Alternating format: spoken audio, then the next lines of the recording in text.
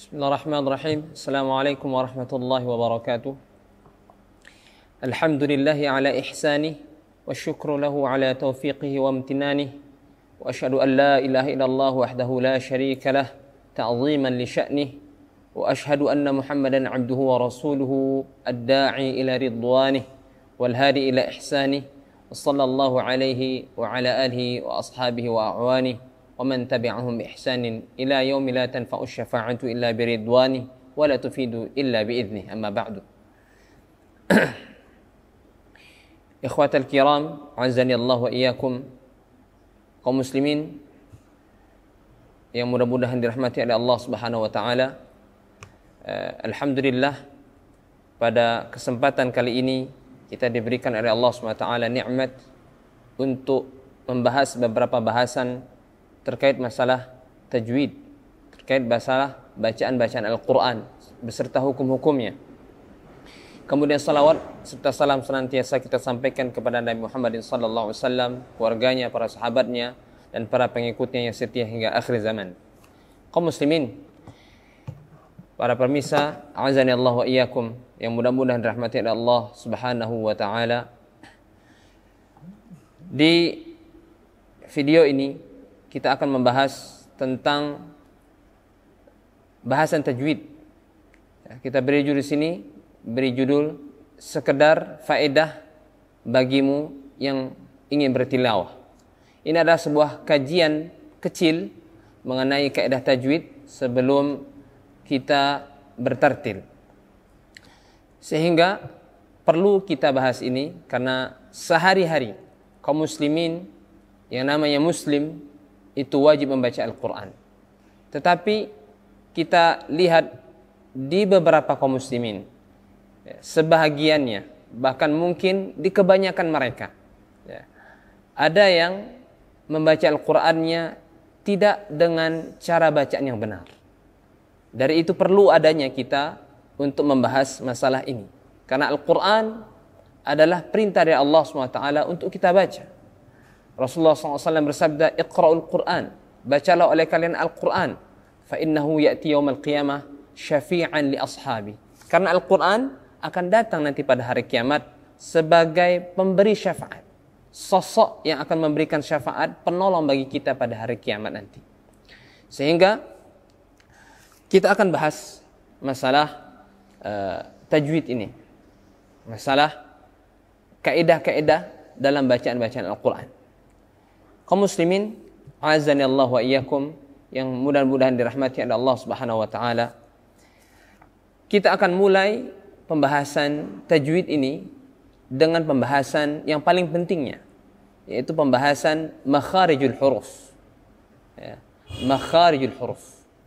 Sebelumnya kita akan memberikan penjelasan terlebih dahulu untuk masalah ilmu tajwid itu apa. Tajwid oleh para ulama, mereka menyebutkan bahwasannya tajwid secara bahasa diambil dari kata at-tahsin, yaitu memperbagus, memperindah bacaan. Dari kata jawwada yujawwidu atau hassana yuhassinu, memperbagus atau memperindah. Adapun secara istilah tajwid, beberapa ulama banyak memberikan makna secara istilah tajwid ini. Di antara mereka ada yang mengatakan tajwid itu adalah i'ta'ul huruf haqqaha wa mustahaqqaha. I'ta'ul huruf, yaitu memberikan huruf-huruf hak-haknya, wa mustahaqqaha, dan juga mustahak-mustahaknya. Apa itu hak huruf? Hak huruf adalah makharijul huruf, yaitu makharijul huruf, tempat-tempat keluar huruf yang akan kita bahas nanti sebentar lagi. Kemudian selain memberikan huruf itu hak-haknya, memberikan huruf itu hak-hak huruf pada makhraj hurufnya, dan juga mustahaqqah, memberikan huruf itu mustahaknya. Apa itu mustahak huruf? Mustahak huruf adalah sifatul huruf, yaitu sifat huruf. Nanti akan kita berikan perbedaan apa itu makharijul huruf, perbedaannya dengan sifat huruf. Taib. Kita bahas ke makharijul huruf terlebih dahulu. Dan akan kita beritahu ke depannya nanti insyaallah akan kita bahas masalah tajwid ini secara berurutan. Yang paling pentingnya kemudian setelahnya. Yang paling pentingnya adalah masalah makharijul huruf tadi. Kemudian setelah itu kalau sudah bahas makharijul huruf, secara tidak langsung kita juga harus membahas sifat huruf karena itu sangat berkaitan. Setelah itu mungkin nanti ke depannya akan kita bahas juga hukum-hukum tajwid. Ya, berkaitan dengan hukum mim sukun, nun sukun atau tanwin dan seterusnya, dan mungkin secara ringkas juga akan kita bahas mengenai hukum-hukum mad, ya, panjang-panjang bacaan. Baik. Sekarang kita bahas tentang makharijul terlebih dahulu. Makharijul huruf. Apa itu makharijul huruf? Makharijul huruf diambil dari kata makhraj. Makharij itu bentuk jamak dari kata makhraj. Apa itu makhraj? Makhraj adalah isim makan. Dalam bahasa Arab itu adalah nama tempat atau nama waktu. Makhraj diambil dari kata kharaja yakhruju, yaitu keluar. Berarti kalau makhraj tempat keluar. Jamaknya makharij, berarti tempat-tempat keluar. Makharijul huruf, huruf itu adalah bentuk jamak dari kata harf. Harf, apa itu harf? Huruf. Huruf apa ini maksud? Huruf hijaiyah. Yang mana huruf ini dibaca, dirangkai bacaannya dalam Al-Quran yang akan kita baca. Sehingga makharijul huruf adalah tempat-tempat keluar huruf-huruf hijaiyah yang akan dibaca dalam Al-Quranul Karim. Ini maksud dari makharijul huruf. Ya. Sehingga kita akan mempelajari tempat-tempat keluar huruf hijaiyah yang benar, ya, yang diajarkan oleh para ulama, yang mana ulama ini merumuskan tempat-tempat keluar huruf tersebut, ya, huruf-huruf hijaiyahnya, ya. Yang mana ulama merumuskan ini setelah mereka mempelajari dari syekh-syekh mereka sebelumnya.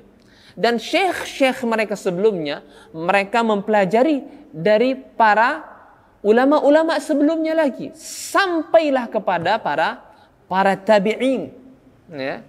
Dan para tabi'in mempelajari bacaan Al-Quran, huruf-hurufnya ini dari para sahabat. Dan para sahabat tentu mereka adalah murid pertama dari Rasulullah SAW, yang mana Rasulullah SAW mempelajari ilmu bacaan Al-Quran ini dari Jibril alaihissalam sebagai perantara dari Allah Subhanahu wa taala.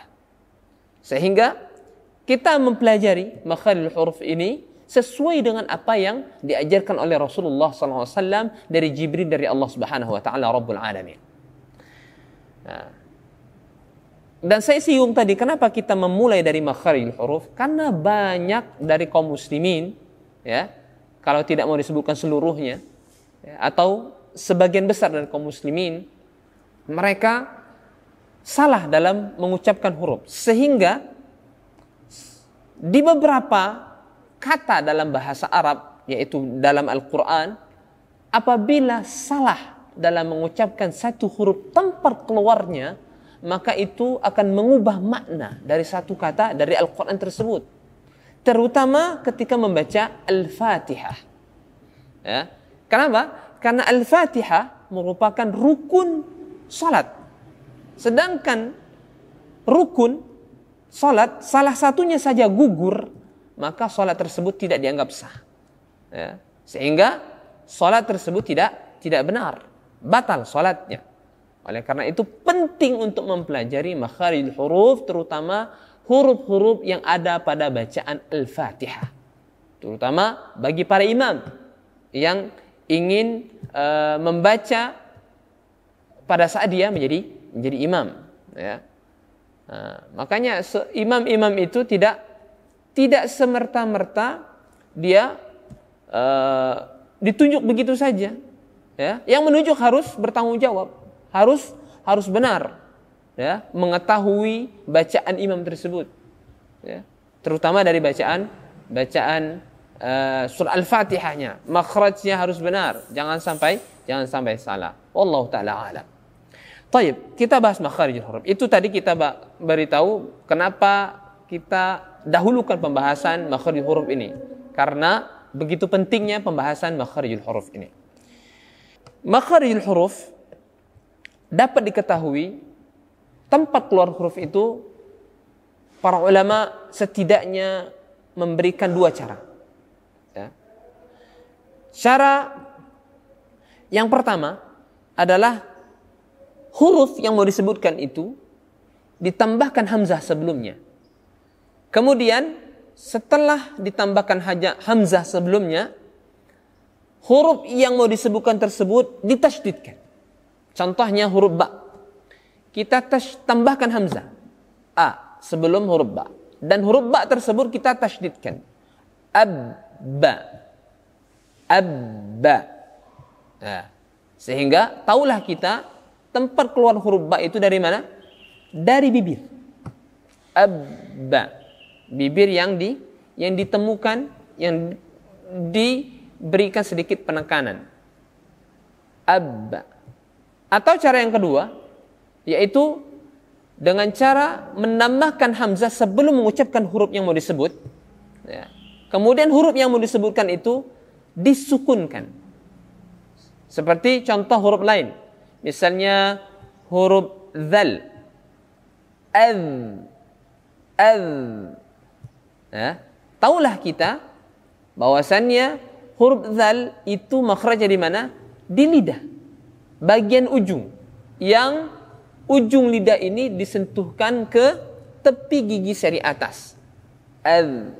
Nah, itu diantara cara mendeteksi atau mengetahui di mana makharijul huruf, di mana tempat keluar huruf hijaiyah itu. Ya, itu diantaranya. Ada dua tadi. Dengan menambahkan hamzah dan mentasydidkan huruf yang disebutkan, atau dengan menambahkan hamzah dan mensukunkan huruf yang disebutkan. Itu cara mudah untuk mengetahui di mana makharijul huruf. Ya. Kemudian makharijul huruf ini, ya, secara umum dia terbagi menjadi 5 makhraj. Ya. Yang pertama adalah makhraj al-jawf, ya, yaitu rongga, entah itu rongga mulut maupun rongga tenggorokan. Kemudian yang keduanya adalah al-halq, yaitu tenggorokannya, ya, tenggorokannya, bagian tenggorokannya. Kemudian yang ketiga ada al-lisan. Al-lisan itu adalah apa? Bibir. Al-lisan adalah lidah. Lidah ini terbagi beberapa bagian dari bagian-bagian lidah nanti. Karena makhraj huruf paling banyak ada di lidah, di al-lisan ini. Kemudian yang terakhir adalah al-khayshum, yaitu hidung, rongga hidung. Taib, itu makharijul huruf secara umum terbagi menjadi 5 tempat. Ya, kita ulangi. Al-jawf, rongga, baik rongga mulut maupun rongga tenggorokan. Kemudian yang kedua al-halq, tenggorokannya. Yang ketiga adalah al-lisan, ya. Al-lisan itu lidahnya, terbagi beberapa bagian nanti. Kemudian asy-syafatan, yang keempatnya yaitu 2 bibir. Asy-syafatan tadi lupa disebutkan, asy-syafatan 2 bibir. Ya. Dan ini terbagi menjadi 2 juga nanti. Kemudian yang terakhir adalah al-khayshum, yaitu rongga hidung. Baik. Kita bahas satu persatu. Mulai dari makhraj al-jawf. Al-jawf itu adalah rongga mulut, ya, atau tenggorokan rongganya. Ya. Al-jawf itu adalah secara bahasa suatu tempat yang kosong, ya, sesuatu tempat yang kosong yang bisa dilewati oleh angin, udara atau yang lainnya. Ya, itu al-jawf. Nah, al-jawf disebutkan itu dia memiliki 3 huruf yang keluar dari situ, yaitu huruf-huruf mad. huruf mad itu adalah alif sebelumnya fathah, kemudian ya sukun sebelumnya kasrah, kemudian waw sukun sebelumnya dhammah. Itu huruf-huruf mad. Ya. Nah, ini terjadi ya apabila bacaan tersebut fathah, kasrah dan dhammah. Ya. Sehingga makhraj al-jawf secara mendalam lagi maknanya, ya, lebih rinci lagi maknanya adalah setiap bacaan huruf hijaiyah yang dibaca dalam Al-Quran yang berharokat, entah itu fathah, entah itu kasrah maupun dhammah. Ya, saya ulang lagi, al-jawf itu adalah setiap bacaan huruf ya hijaiyah yang ada dalam Al-Quran yang berharokat, entah itu fathah, kasrah maupun dhammah. Ini al-jawf. Jadi semua huruf apa saja itu dia sudah memiliki makhraj al-jawf pada saat dia berharokat, baik itu fathah, kasrah maupun dhammah. Ya. Yaitu apa? Cara pengucapan hurufnya, huruf tersebut ketika berharakat fathah, posisi mulut. Ya, posisi mulut. Ketika fathah, posisi mulutnya dengan membuka mulut. Dibuka mulutnya. Tidak terlalu lebar dan tidak terlalu menutup, ya, atau mingkem. Jadi bukan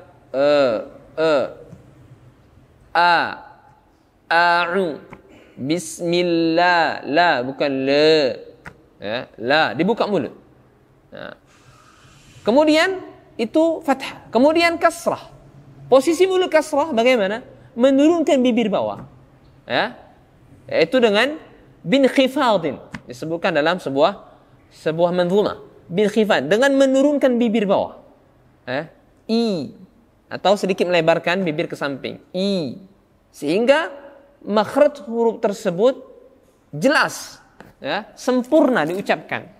I, semua huruf ketika kasrah turunkan bibir bawah atau sedikit melebarkan ke samping bibirnya. I, ya, bismillahirrahmani, ya, dan seterusnya. Ini makhraj al-jawf, ya, yang kasrahnya. Kemudian dhammahnya. Bagaimana pengucapan huruf makhraj al-jawf ketika dhammah? Dhammah dia dimonyongkan kedua bibirnya. Ya, u, bu, tu, su, ju, dimonyongkan kedua bibirnya tanpa berlebihan, ya. U, bu, tu, su, dan seterusnya. Jadi baca monyongkan, jangan kurang. Dia harus sempurna, ya, pengucapan dhammahnya. A'udzu billah. Jadi baik fathah, kasrah maupun dhammah, fathah dengan membuka mulut, kasrah dengan turunkan bibir bawah dengan melebarkan sedikit bibirnya, dhammah dengan memonyongkan kedua bibirnya, maka apa? Inilah yang disebut dengan makhraj al-jawf, yaitu itmamul harakat. Yaitu apa? Menyempurnakan harakat bacaan, ya, ketika fathah, kasrah maupun dhammah. Itu berlaku kepada semua huruf-huruf hijaiyah. Ya. Inilah makna lebih dalam daripada makhraj al-jawf. Kemudian kita beralih ke makhraj berikutnya, yaitu makhraj al-halq. Apa itu al-halq? Al-halq itu adalah tenggorokan, ya, tenggorokan. Dan makhraj al-halq ini terbagi menjadi 3.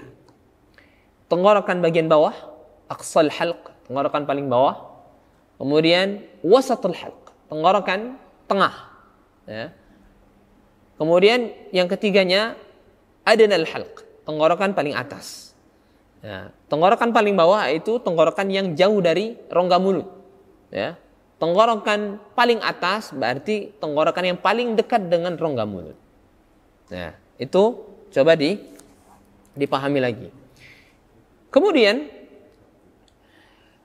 di masing-masing dari 3 tempat makhraj huruf al-halq ini, makhraj tenggorokan ini, itu keluar 2 huruf. Ya. Tenggorokan paling bawah ada 2 huruf, yaitu huruf hamzah dan huruf ha. Huruf hamzah dan huruf ha, ya, tenggorokan bawah. A, ha, i, hi, ya, u, hu, tenggorokan bawah. Bawah. Ya, jangan naik sedikit ke atas, jadi ke tengah. Ya, itu huruf ain keluar. Huruf ain jadinya ke bawah. Ya. Hamzah ha begitu juga. Ha, hi, hu, bah. Tenggorokan bawah. Tapi sedikit peringatan, untuk bacaan huruf ha itu jangan berlebihan. Ya. Berlebihannya sampai turun lagi ke bawah lagi, sampai ke dada. Nah, kalau ke dada itu bukan makhraj tenggorokan lagi, namanya makhraj dada. Ya. Sedangkan tidak ada disebutkan tadi makhraj dada. Ya. Tenggorokan ya tenggorokan, jangan sampai mendalam ke bawah lagi. Jadi misalnya bacanya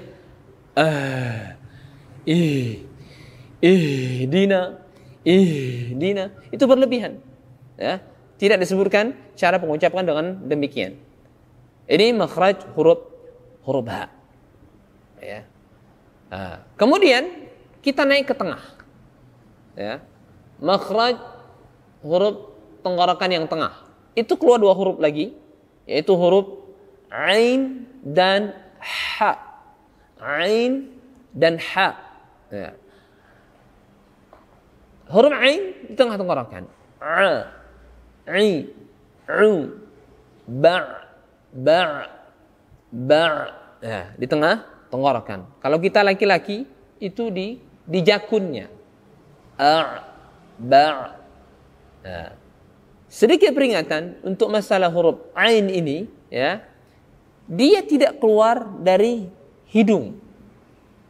A, i, u, ba. Misalnya Alhamdulillahi Rabbil Alamin, itu huruf ain dari hidung, bukan dari tengah tenggorokan. Kalau tengah tenggorokan dia tidak mempengaruhi hidung. Ketika hidung ditutup maupun tidak ditutup, tidak ada kendala ketika mengucapkan huruf ain. Ya. Misalnya hidung tidak ditutup, biasa. Ketika ditutup sama, tidak mempengaruhi, menunjukkan huruf tersebut tidak keluar dari hidung. Ketika dia beberapa kaum muslimin membacanya dengan mengandalkan hidung, dia ketika ditutup hidungnya susah untuk mengucapkan, ya. Susah, ya. Sehingga itu tidak benar bacaannya. Ain dari tenggorokan tengah. Kemudian yang kedua hurufnya tengah tenggorokan ini adalah huruf ha. Huruf ha. Ha, hi, hu, bah. Ya. Huruf ha bukan dari lidah bagian belakang. Ya. Ada orang membaca huruf ha dengan bacaan huruf ka. Alhamdulillahi Rabbil Alamin. Ya, itu beberapa kaum muslim membaca dengan demikian, dan itu tidak benar, karena kalau ka itu dari lidah bagian belakang. Ya, sedangkan huruf ha di tenggorokan, beda makhraj. Tenggorokan bagian tengah. Jadi alhamdu, ha, hi, hu, bah.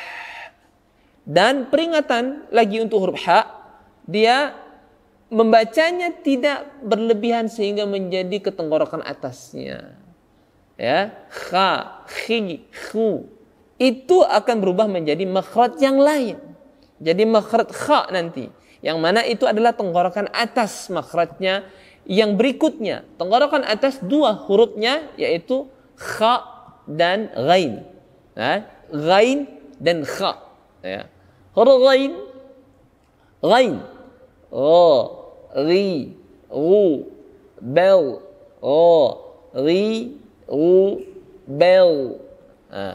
Huruf ghain di beberapa kaum muslimin, di antara kesalahan dalam membaca huruf ghain adalah dengan menahan, ya, dengan menahan, ga, gi, gu.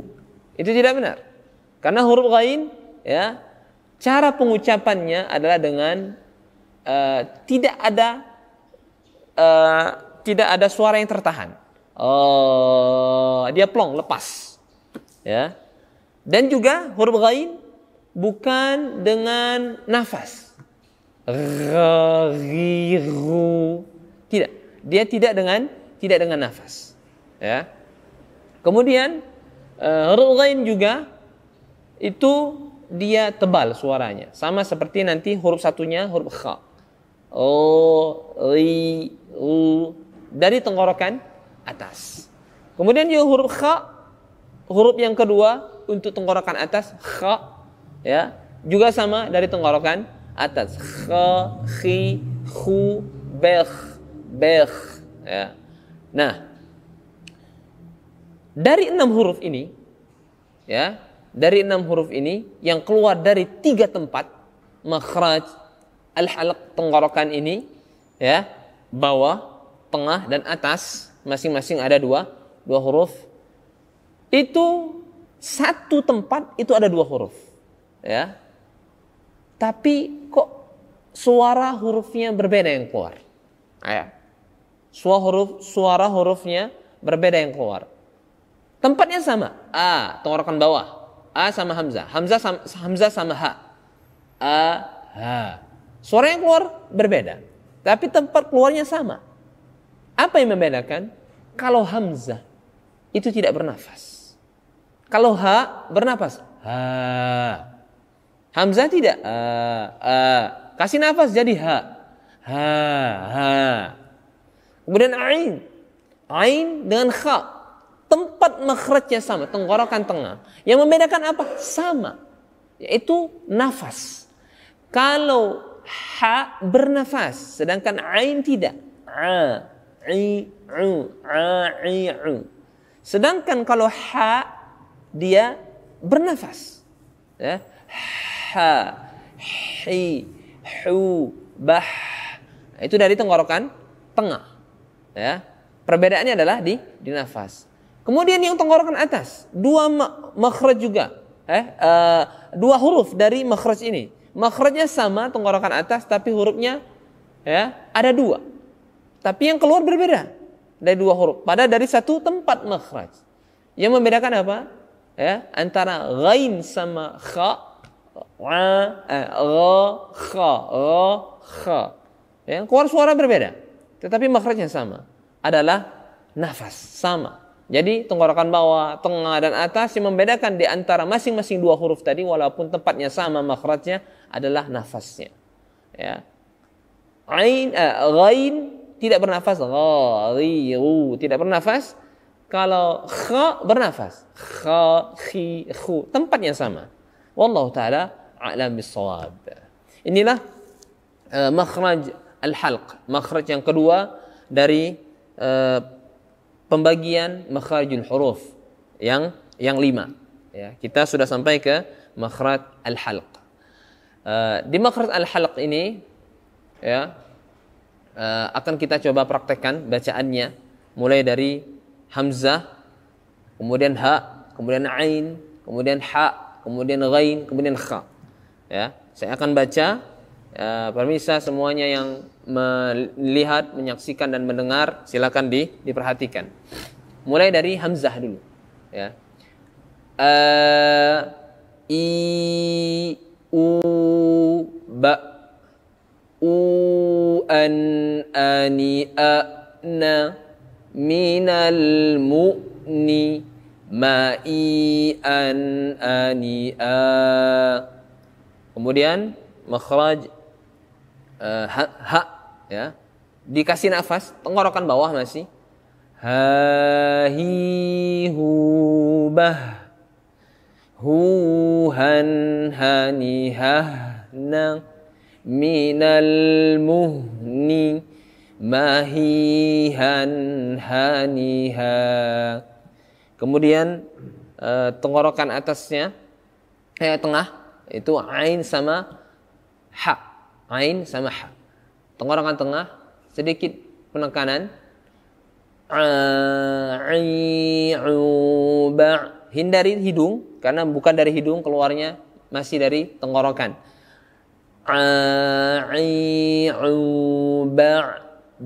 Bukan tapi ya. Dia mengandalkan tenggorokan karena makhrajnya tenggorokan. Ani a'na minal mu'ni ma'i'an ani'a. Kemudian ha, huruf ha, ya. Kasih nafas, tenggorokan tengah, kasih nafas. Ha hi hu bah, hu han hani hahna minal muhni mahihan haniha.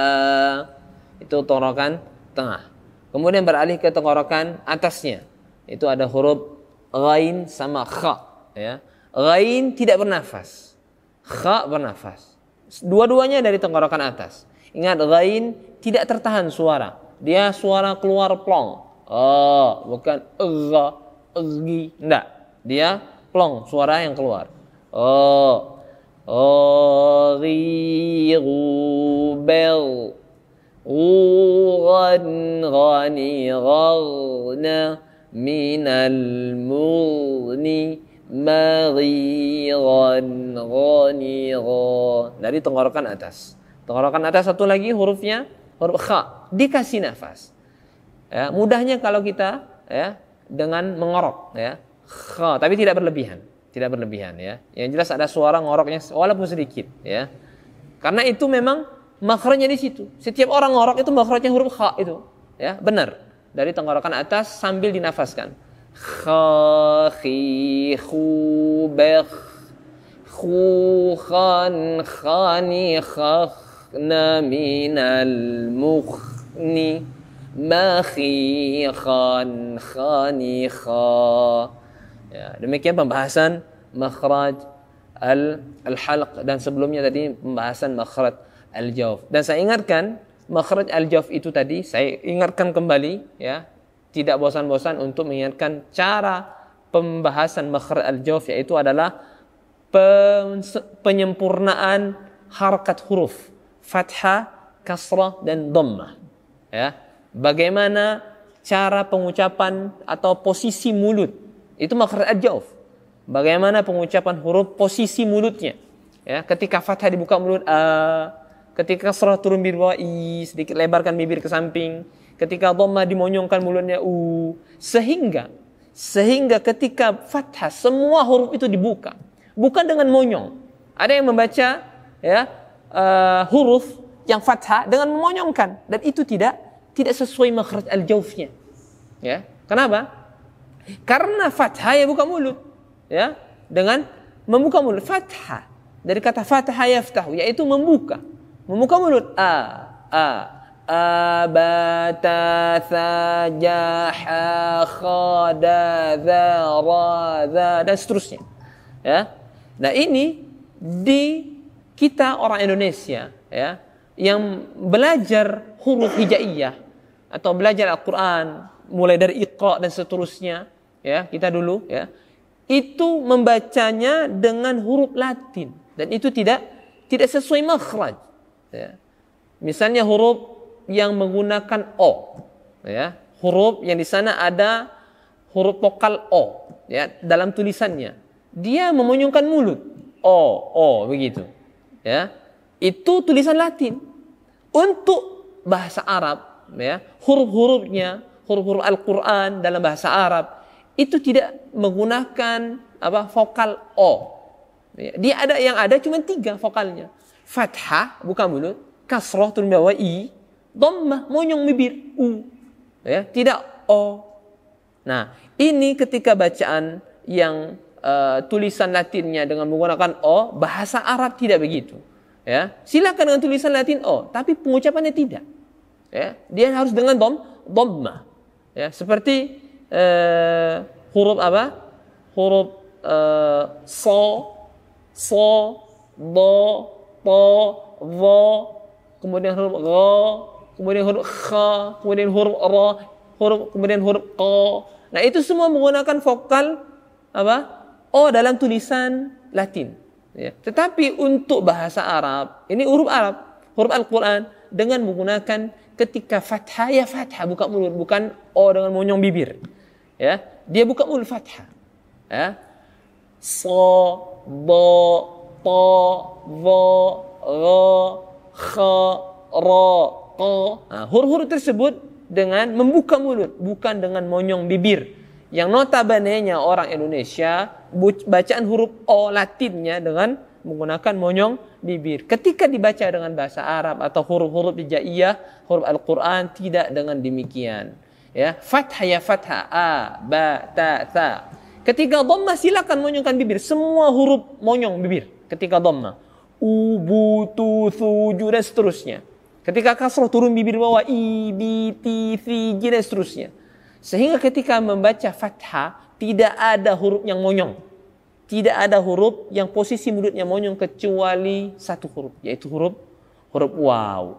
Karena huruf waw memang didasari cara pengucapannya dengan 2 bibir yang dimonyongkan. Jadi fathahnya dimonyongkan bibir baru buka mulut, wa. Kasrahnya dimonyongkan bibir baru turun bibir, wi. Dan begitu seterusnya. Wallahu ta'ala a'lam. Demikian pembahasan kita di kesempatan kali ini. Kita sudah dapat 2 makhraj huruf, yaitu huruf al-jawf. Apa itu al-jawf sudah kita bahaskan panjang lebar. Kemudian juga al-halq. Apa itu al-halq sudah kita bahaskan panjang lebar juga. Demikian yang dapat kita sampaikan dari pembahasan kali ini. 2 makhraj dulu, ya, al-jawf dan al-halq. Wallahu ta'ala a'lam wa sallallahu ala nabiyyina Muhammadin wa ala alihi wasallam. Mudah-mudahan bermanfaat. Wa akhiru da'wana alhamdulillahi rabbil alamin. Assalamualaikum warahmatullahi wabarakatuh.